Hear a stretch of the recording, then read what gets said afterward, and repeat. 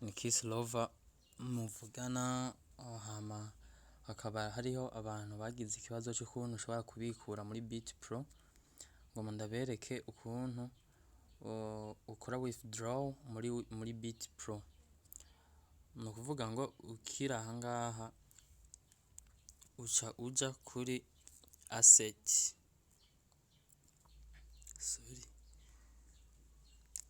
uca uja aha kuri asset, mwese murahabona aha kuri asset, then ukaca uhemeza,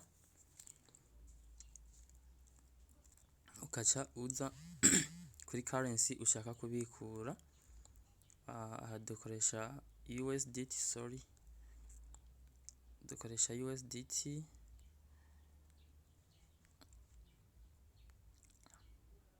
murayibona USDT ngaha.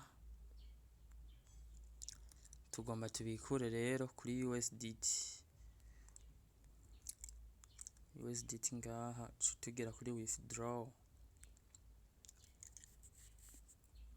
Nk'ubu nshaka kubikura amadolari 12, uca uza aha ugashyiramo address wallet yaho ugomba kuyabikurira, namba ari muri exchange, namba ari muri trust wallet. Aha uca ushyiramo address yawe ushaka gukoresha. Nayishyizemo address aha kuri withdraw amount, uca ushyiramo umubare cyangwa se igitigiri cyayo wifuza kubikura. Aha naho ugaca ushyiramo password yawe yo kubikura,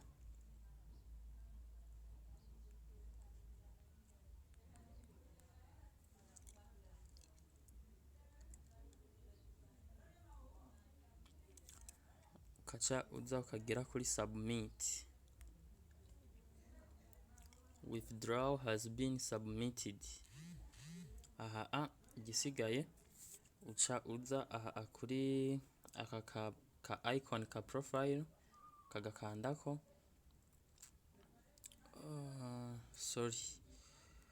Uca uza aha kuri asset, ukaca ugira aha kuri deposit and withdraw orders, ukahakandako. Then ukibona yuko iri padding, mu gihe amadolari yawe yagushikiriye aha aca yandika completed, nkuko mubibona ngaha byanditse kuri withdraw nakoze ku itariki 8.